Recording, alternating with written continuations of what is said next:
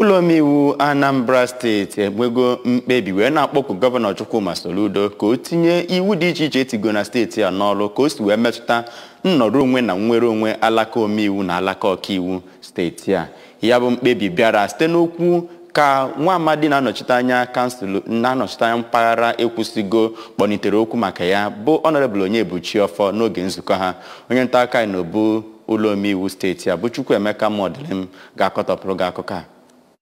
Ya bụ ụlọ nzukọ omeiwu gwara aka na-achị steeti a bụ gọvanọ Chukwuma Soludo ka o were izuụka abụọ guzobe otu ga-ahụ na emere ya bụ ihe. Ha gwakwara okwupụta okwu ụlọ nzukọ omeiwu steeti a bụ Maazị Uche Okafọ ka ya guzobe ndị ga-ahụ na emere ya bụ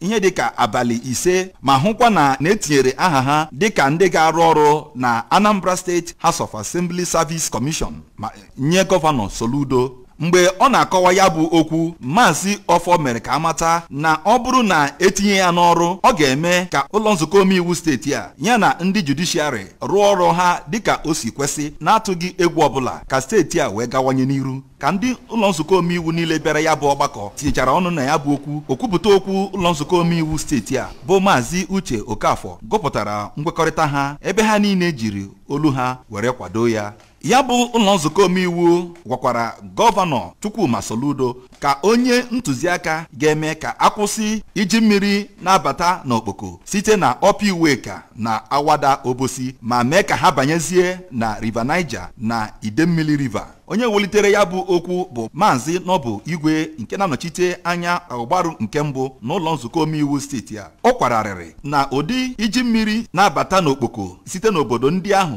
na-emebichala ọtụtụ akụnụba ndị mmadụ were ndụ ndị mmadụ ma mezie ka ebe ahụ bụrụzie ebe ejiri deti na iji mmiri wee mara, wee na-ekwu na ọ bụrụ na eme ihe kwesịrị na a ga-eme na ya bụ ihe ga-akwụsị ma kwụsị ịla ndụ ndị mmadụ n'ihi ya na akụnụba ha. Site n'ụlọ nzukọ omeiwu steeti a, abụ m Chukwuemeka Modelim.